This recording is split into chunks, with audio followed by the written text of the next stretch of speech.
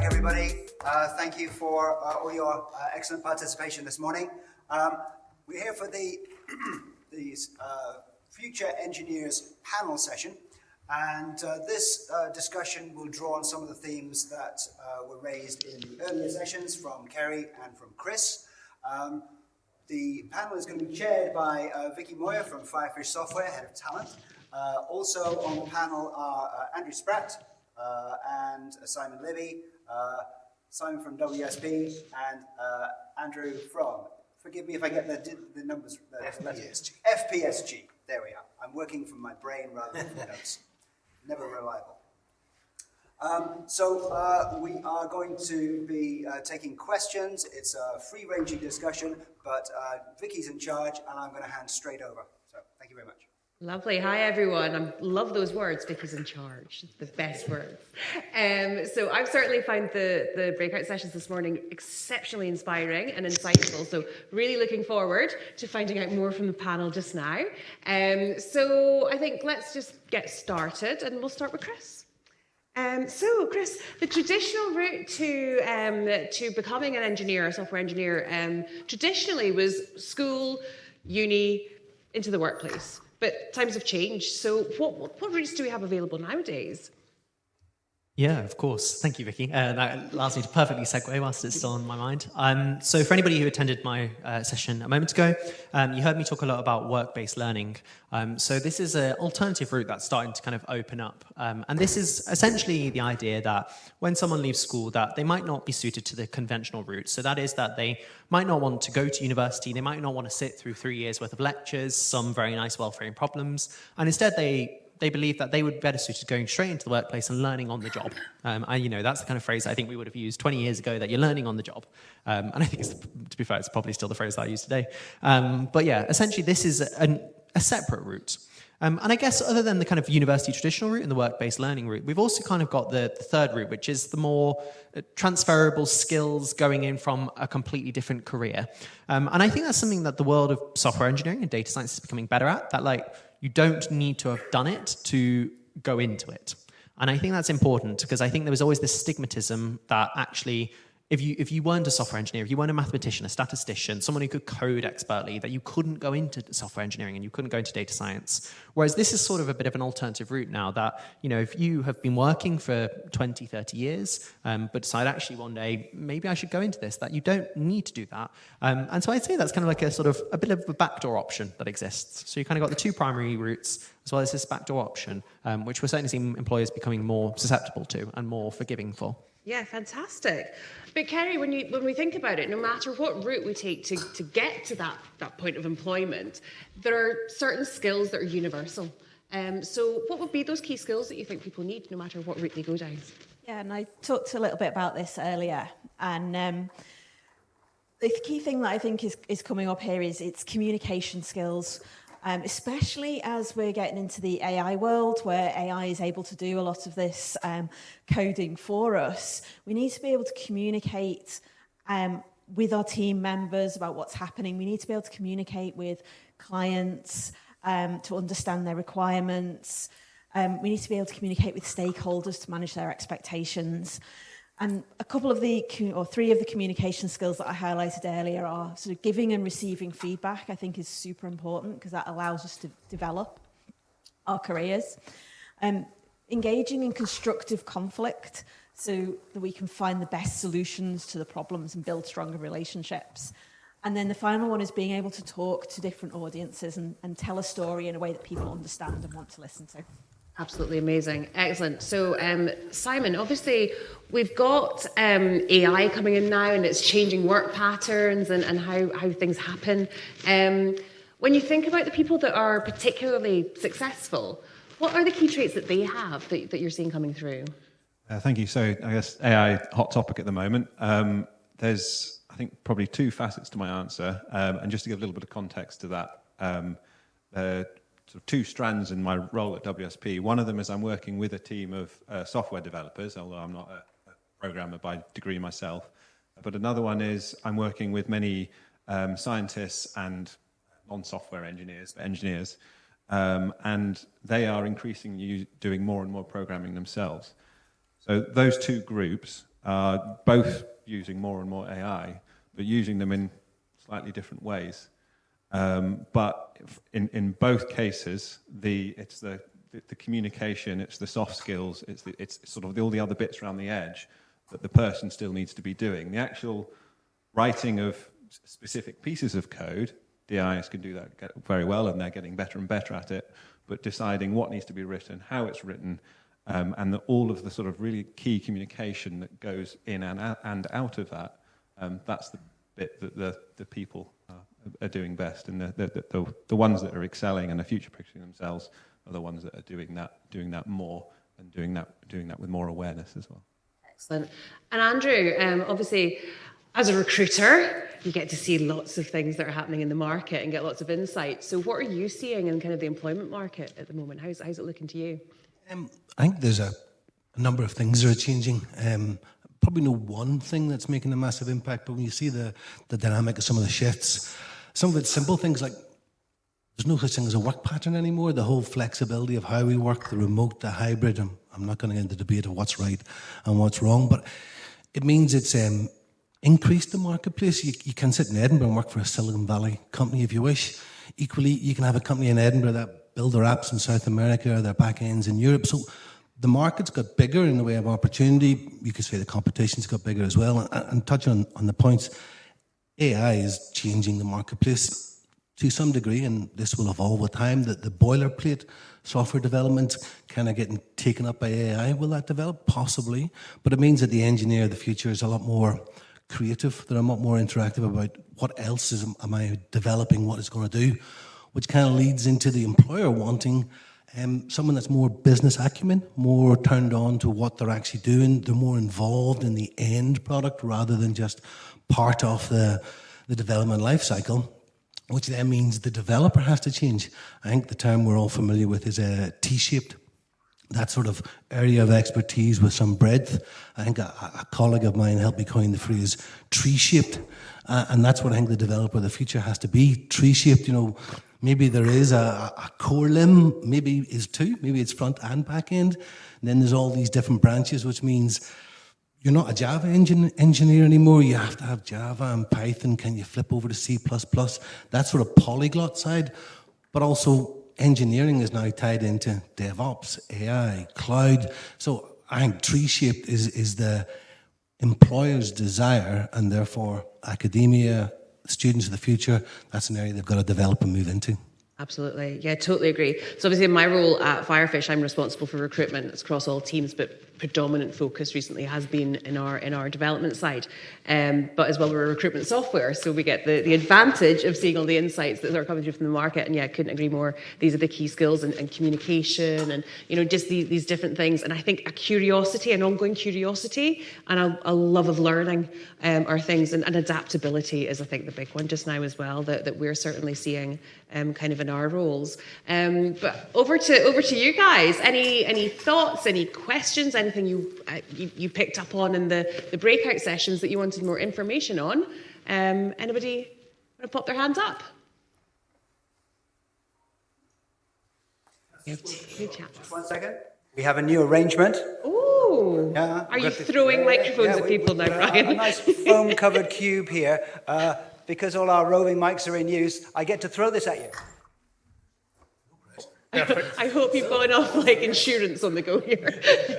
Everyone can hear me okay, but as Andrew was talking there about T-shaped engineers, obviously that's one of the software developers, that's obviously a key thing that can you turn your hand to others, you know, whatever challenges you put in front of you. But there is this, since probably about 10 years ago, 15 years ago with the advent of Agile, there's this movement towards ticket-driven development where people would put tickets up on boards and people would be working in small siloed pieces of functionality, which obviously in terms of, that's been a very, very popular methodology for the last sort of decade, 20 years.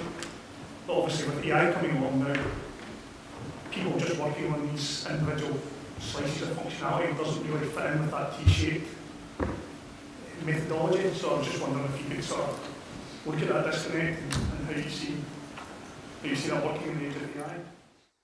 I can give you an opinion on it.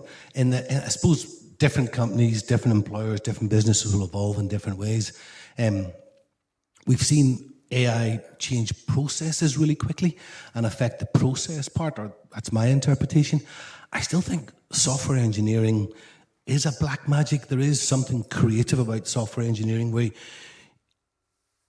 the automation part of AI, the boilerplate, the simple bit, back to your ticket analogy, I think AI will evolve, and I'm no software engineer. I listen to the market rather than influence it.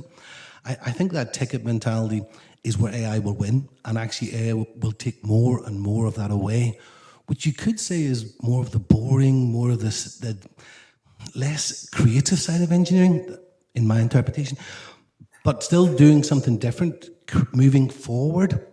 I think that is still going to come down to the software engineer of tomorrow. I don't know if that answers the question, but that's my interpretation. Is that giving you? I think obviously we software was built, say, 30 years ago, people had much more ownership of their entire ecosystem and making the decisions. And with Agile, almost software engineers started becoming line replaceable units, working on individual requirements, getting these tickets closed out, and just focusing on that. And obviously that's not really what broader scope engineering is all about.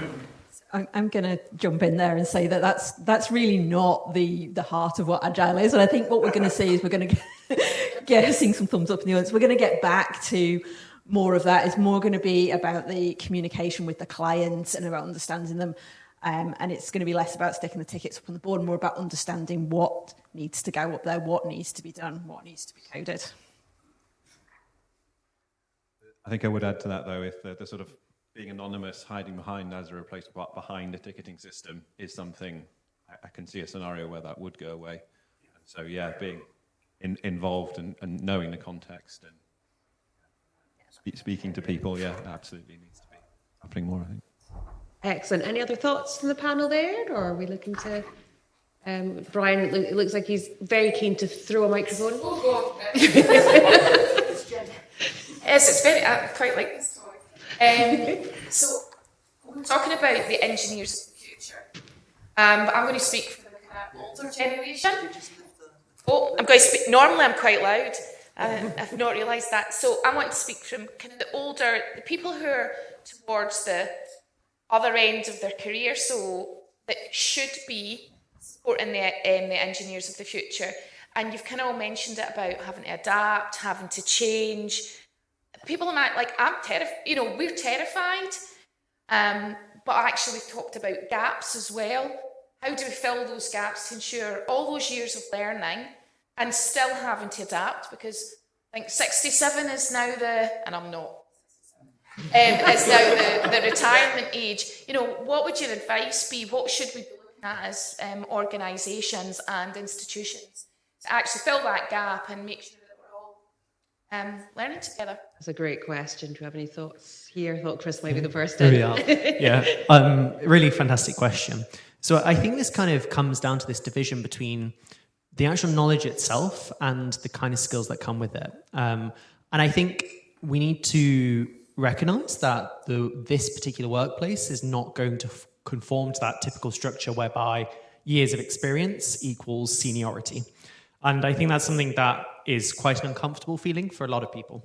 I can maybe say this as a younger individual, that's great for me. But so I think understanding that, but actually companies understanding that when we're talking about software engineering and data science and all these related fields, that measuring something by how many lines of code that someone can write or how many languages they know, that's not actually a good measure. And so we need to think about actually how good are they, the things that kind of Kerry mentioned actually, in terms of these skills, in terms of that. And that way we can ensure that the people who are sort of managing and leading, and I think that's maybe more a better phrase rather than management. I think going towards a leading style is much better, because then people can continuously learn, because these are the kind of individuals that we want who are very good at driving and understanding what is new, what needs to be learned, but also helping people progress in a much better fashion rather than, here is the block of doing this. Go learn this Python module because that's going to be good. That's not what we need. We're going to be gaining these kind of clients in the next 5 years. These are the kind of people we're bringing in. Okay, who's best to know what we're going to need for that and then pass that down? So hopefully that's not too much of a fluffy answer, but I think it comes down to that. And I think it really comes down to destroying this original structure of years of experience. Actually, we're looking more at years of skills and skill development. Yeah. maybe I'll stop talking now. Excellent. Because Kerry, you made a great point earlier on about when you started out and you had this brilliant mentor. And that's something that's really valuable, but it can be quite difficult to find. So how did you find that experience? Well, that mentor was actually quite late on in my career. Oh, was it? I'm sorry. Because it is that hard to find. It is hard to find. And I think that is potentially where we're starting to value behaviours and those type of skills. That is where the people who've been in the workplace for longer and adapted sorry, I really can't think of the word, built up these skills. That's where they can be, mentors. And you get this concept of reverse mentoring that I think is going to be coming a lot more, where it's an exchange of skills. Perhaps the younger people coming into the workplace are sharing lots of the stuff that they've learned on the generative AI, on the cutting edge technologies that they've been experimenting with. And then people who've been in the workplace for longer are sharing the skills and behaviours that you need to succeed. I think we will see in the best workplaces that sort of culture starting to become much more prevalent. Places talk about it a bit now, but I think that's going to be crucial for companies to survive and thrive as we're going forwards. I also think to a degree that the market doesn't move as just one block. Everything's not going to change tomorrow or the next day just because, legacy is sometimes seen as a bad word in software engineering, but legacy skills are always going to be unique. There's always going to be layers of business knowledge that if you've been there 10, 15, 20 years are super invaluable. There was a company we were dealing with recently that computer vision is one of their big drivers, and their workforce of Python engineers is phenomenally young. But at the edge device where they're using a lot of it, it's C++ they have to write it in. And guess what? That's where a lot of their mature engineers have this skill that they can't get in the market easily. And guess what? They're the ones who want to scale up into more AI understanding as well. So I don't see it as a fear. I don't think it's a negative thing at all. I think understanding and expertise is incredibly valuable. Will it change direction? Yeah, probably, but it's still... You're not going to be looking for that redundancy or retirement yet. I think you're 100% fine. I suppose a lot of the skills that we've been talking about we've not really, nothing that we've said that we should be looking at and supporting people with have been really the hard skills. We're talking about the soft skills. But do we feel, are they properly valued within employers at the moment? Do we feel that? Are they undervalued? What do we think? I was just going to say that, I think that employers are starting to value these more, particularly with the conventional style software engineers, data scientists. I always get the thing that everyone's just really amazed about the fact that I can do that and also speak.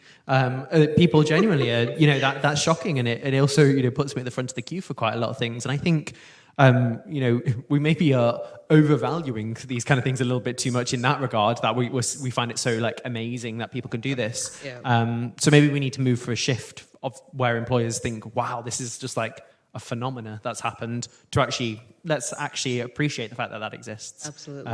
But that's just one of the things. Simon, you'd mentioned to us as well about, it's not the people who are hiding in the basement, and it's that old school kind of what's the word I'm going for?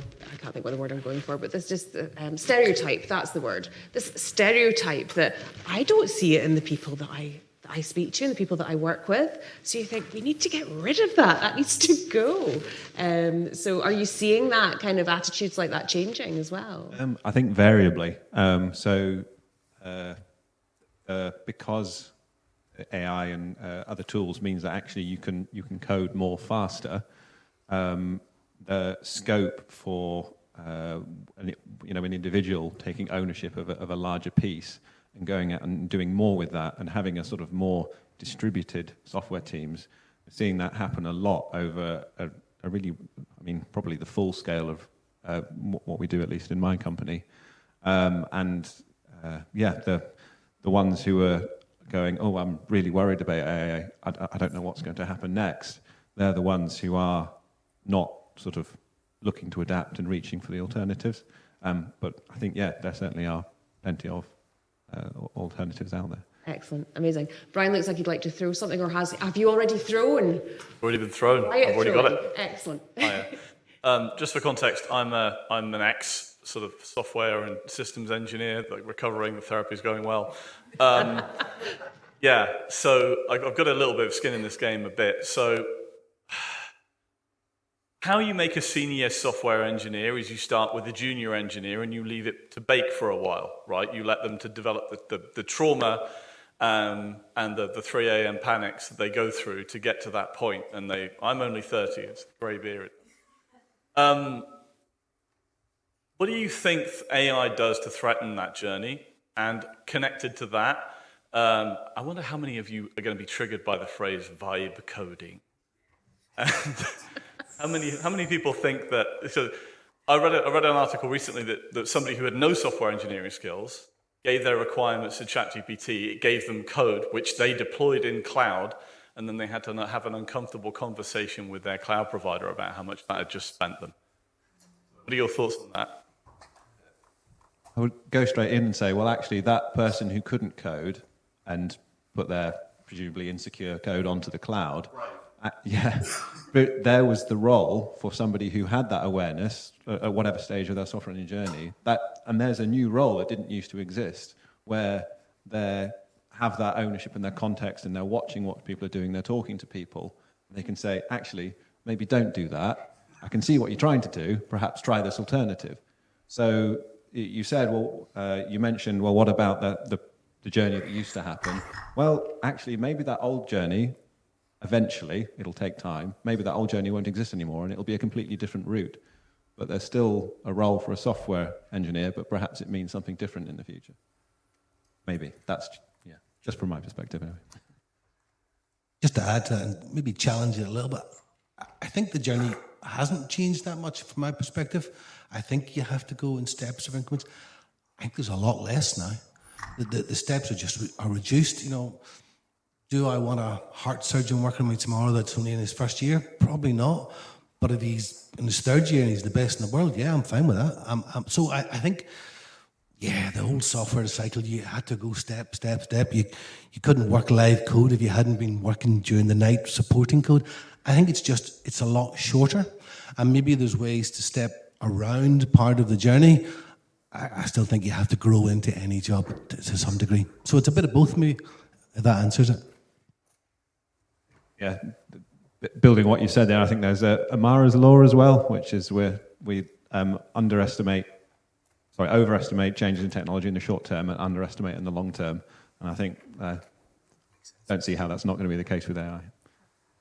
Sure, and I think with AI as well, like one of the questions that we had in the previous session was about, the potential threat of AI in terms of jobs and stuff. And I think for now, we are, as was talked about in the first session, where we introduced this term hallucinations. AI systems will always hallucinate. It is fundamentally impossible to get them to not. And so therefore, I think there will always be a role for what Simon was describing in terms of someone's going to have to check that. So you still need to be able to have people who understand whether it is correct or not. In that situation you provided, it turns out that person circumvented probably company protocol in that. But realistically, having that is not a bad thing. So actually, I think it's just going to be different, but you're still going to need those core skills. And that's quite important. And also, yeah, I always have vibes when I'm coding. So I don't know. I think vibe coding isn't the worst thing, just as long as you understand what is actually on the screen, rather than sort of copying and pasting and hoping for the best. Just go for anecdotes from my career. Like, we've always had this. It just used to be Excel. User-defined applications was a thing when I worked in financial services that we had to avoid. And what it basically meant was Excel formula that people had coded in. Now it's going to be AI things in the cloud. It's not a new problem. And it's going to have, similar controls around process and things like that. And we will adapt to those situations as well. Absolutely. Where is our microphone now? Hello. Hello, everyone. Thank you very much for the very interesting insights until now, and thank you for being here. I just would like to ask, we know that AI is a tool more than an entity or some kind of catastrophic thing or good thing for that sake.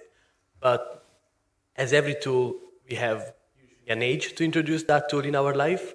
And as a recent news said China is going to introduce AI at 6-year-old children in school and all that. I believe when you have a tool, you should know how to do the things first, like maths, you know how to do calculations, and then you go to the calculator. What do you think, or what would you reckon would be a good age to introduce AI in children? That's a really hard one. I'll let everyone else formulate a proper response first. I think that essentially we need to balance things here, right? So as you mentioned, there is a certain amount of knowledge that comes around AI. So there is the actual knowledge around what it is, as in fundamentally, what is the architecture that sits below the hood? There's also then the other things that we heard in particularly the speech this morning, which relate to regulation, ethics, all the kind of stuff that goes into creating that. So rather than just the architecture. And I think these are things that are going to have to be introduced at different stages, purely because of how children understand and how they learn. A child at age 5 probably can understand that they shouldn't cross the road when the light is red or green, based on if it's a car. But they're not going to understand, why it isn't responsible to just take a packet of sweets from the shelf and walk out. It's a bit of a process. And so I think, we can introduce the concept much earlier on.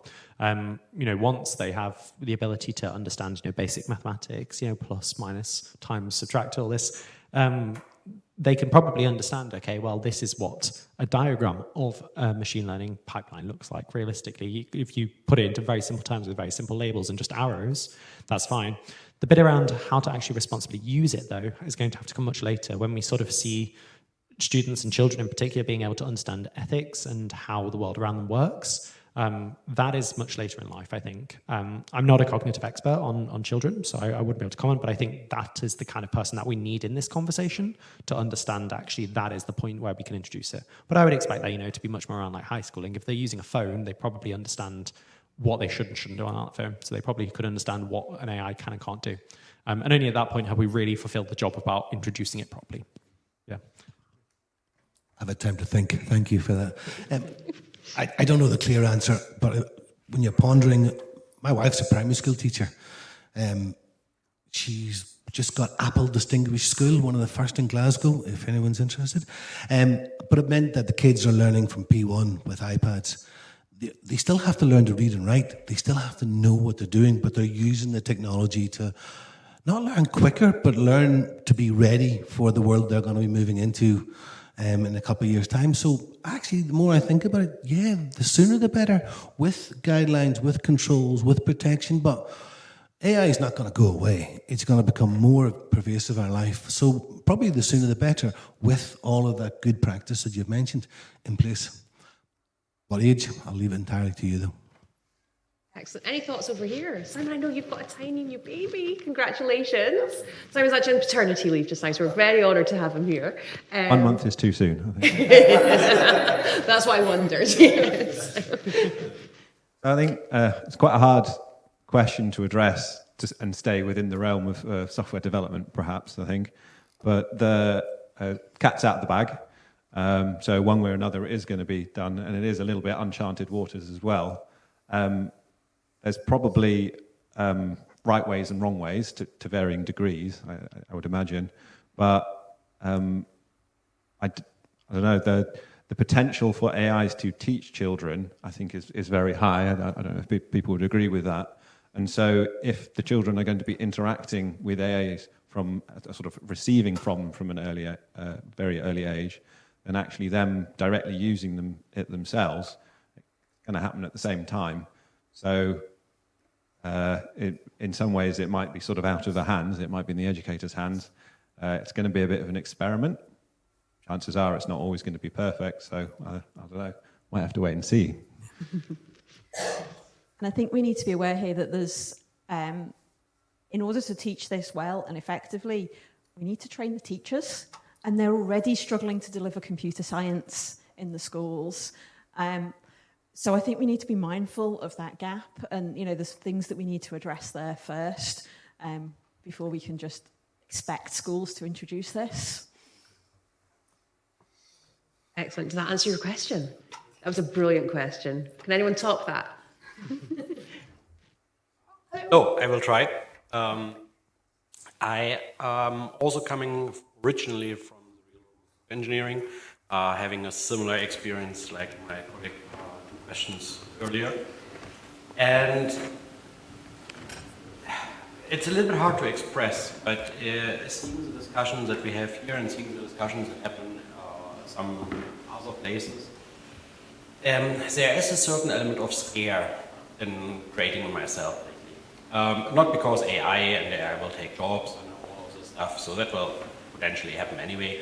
The scare is that we might walk into a scenario where we don't understand yet the implications, and we are skating the implications. Because one of the things in software engineering that is quite dear to me is the engineering part. And that is something that does not necessarily seem to get valued enough, because when we're just having had the example of, the cloud provider had to talk to the guy doing vibe coding, the try and fail element these days, it's fine. We can go break things fast and all of these kind of mantras that are out these days. One thing we probably need to recognize is the failure is becoming more and more severe because the tool is becoming more and more powerful. That means that if you misconfigured AWS cloud servers, suddenly it's not just one or two names in an address out there, it's millions. Health systems, healthcare providers losing millions of data for one mistake.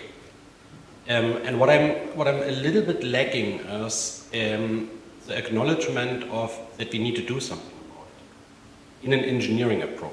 And we have seen in the past, and now I'm doing the big picture, that losing engineering knowledge might have severe consequences. On one hand, it might be the simple things that bridges go down even so they shouldn't go down. If we look even further down the road, we still don't know how pyramids are built.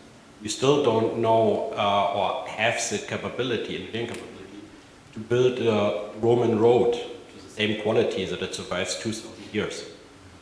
So now entering this very fast-paced realm, on an approach angle and mindset angle of let's fail fast, the consequences will be more and more severe. So what I don't know the answer, but I think it's a question that I would like to discuss.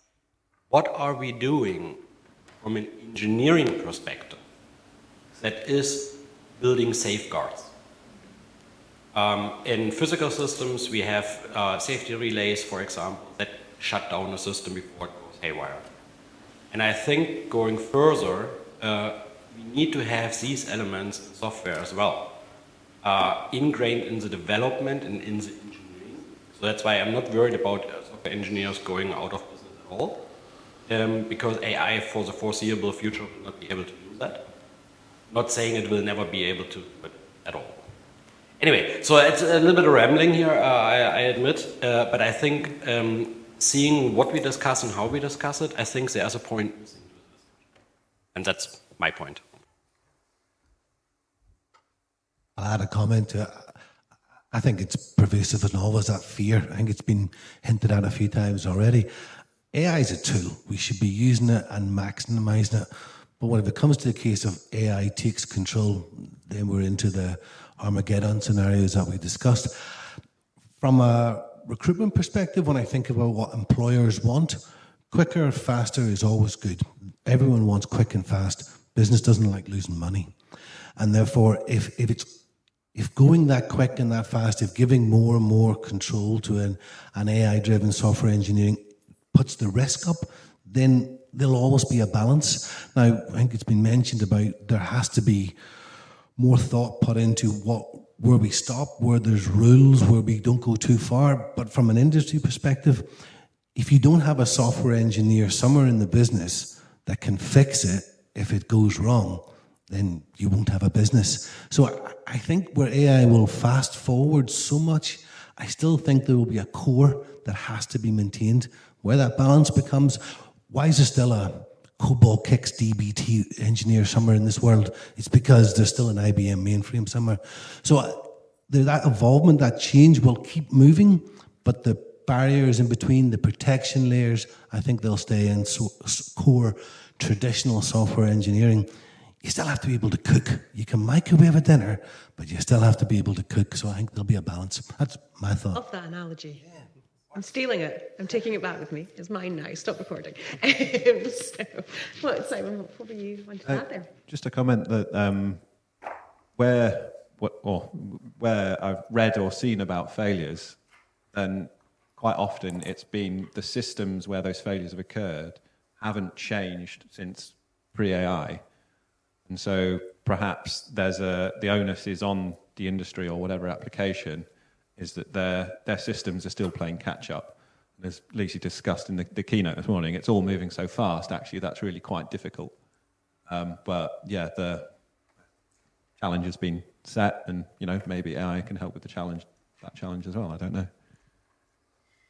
I think, as alluded to in the keynote this morning, I think we will see, big failures of this, big visible failures, and it will help to bring in those checks and balances. We almost need to have something go wrong so that we can learn from it.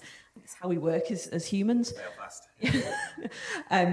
So I think we will see some big, spectacular failures coming up, and I think it's natural. We will learn and we will grow from it, and we will put more protections in place, and we'll understand more what needs to be done. And yeah, I do think we're seeing it in security at the moment, where AI has some interesting ways of handling things. I think it will be that sort of stuff. We'll see AI as being part of the checks and balances that come in. It will be part of the tool that we'll use to check on itself. But yeah, it's going to get interesting, I think. I think it for sure is going to get very interesting, because as we've kind of alluded to, there are things that can go wrong, but also there is a spectrum of how wrong someone classifies something as wrong, right? And that's quite difficult as a software engineer, because if you're working between multiple companies or you're moving between different companies, what is classified as a mistake versus a fatal error is quite large, actually. These are things that are different.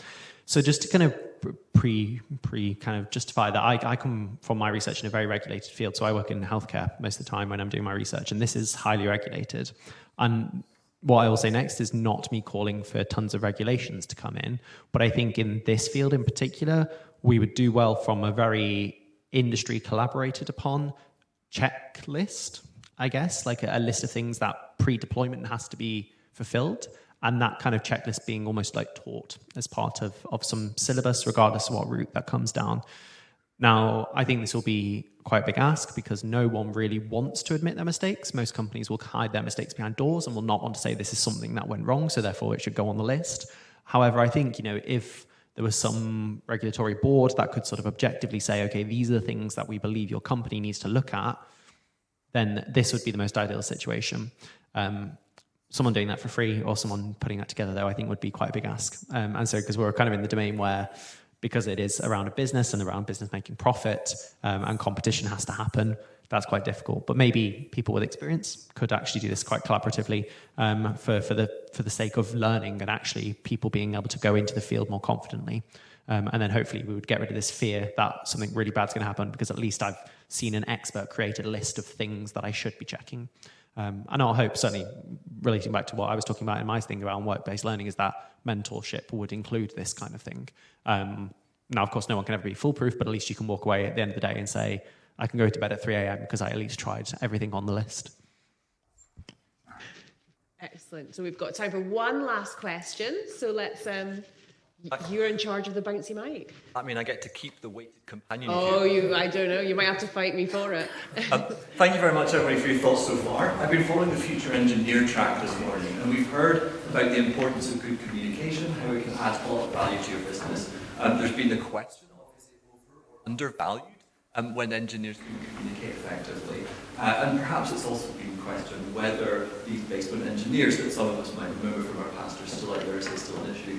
Well, part of the work that I do is in the open source community, and I can tell you definitely there are still people in basements really building some fantastic software.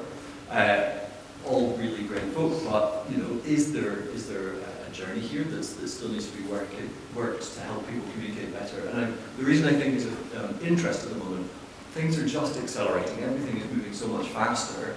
For me, it's been about a 15-year journey to go from that basement to being talking at a conference. How can we reconcile the speed of change if it takes a long time for some engineers to actually get through the process of being publicly contributing to the head of what's going on?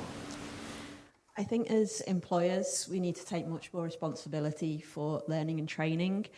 A number of times I've heard, oh, we've got no training budget.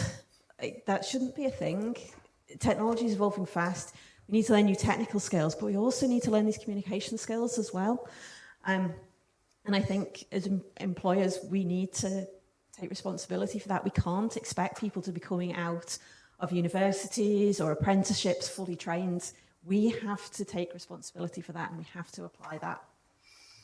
I think as well it's about knowing people's skills and their skill set and where their key skills lie. Because in any sector, not everyone's a people manager.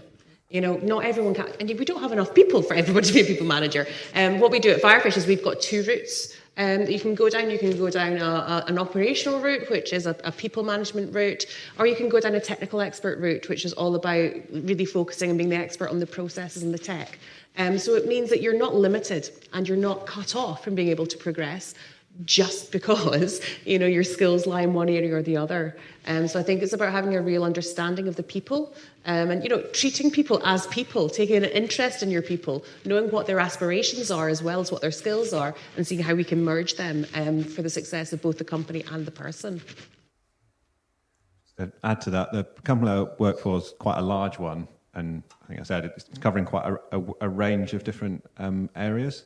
And one of the things that I found frustrating when I first joined was that all in tens of different places there'd be different skills matrices, and there would always be somebody who could help you, but it was really tricky to find them. But actually, AI sort of passing all the sort of information and summarizing it is something that's very, very good. So the things that you're talking about, AI will then help with, as in, oh, I need somebody with this skill set. Hey, go and talk to that person in the different office who you've never come across before. 3 degrees of separation, but this is the right person for you. So I think, yeah, maybe a good new opportunities as well. Absolutely. Excellent. Bob? I was just going to say I would be missing the opportunity to advocate for it, but, you know, we need to certainly do everything around skills and employers at the moment, but we need to cut the head off the beast itself and actually say, you know, we're not going to allow the people who are currently being trained and doing apprenticeships or doing university degrees to enter without those skills at all. Completely acknowledging that we need to continue once we're in the work environment. So yeah, that is, I'd be stupid not to take the opportunity to say, you know, that's something that we really advocate for, certainly with the work-based placement learning, because then that allows them to be getting those skills as they go, and having them sort of from the initial training is going to really speed up that journey. But of course, there's obviously the people already there that we still need to help, which is, I agree with Kerry. Sorry, just wanted to get that one in. Excellent. So I think we're at time now. So thank you all so much for your questions. So just final thoughts from the panel, just a really quick one sentence. You know, what would be your top piece of advice for an engineer at the moment for the future in one sentence? Yeah. You can go last. Just, I think, be adaptable and aim for the skills that allow you to be adaptable. I was initially going to turn this back on employers, and I think I still will actually, in that it's not just, it's on the employers to do stuff about this as well. You can't just pick experienced people. You've got to pick and train the juniors as well, or you're going to have nobody in the future. Mine is that the world is no longer learn and do. The world is understand, implement, and explain. And it's important to make sure that you have all of that under your belt. I'll go back to no longer T-shaped, tree-shaped. Remember that, tree-shaped. I think that polyglot approach, that ability to think outside. I'm a software engineer, but I'm not afraid of infrastructure. I'm not afraid of DevOps. I think that is critical. If you can marry that with passion, something you actually believe in. See, a lot of the thought about soft skills, they'll come out. Passion and energy will just come out. And to an employer, that's an important. Amazing. Thank you all so much. Thank you all for your questions. And thank you to Simon, Kerry, Chris, and Andrew.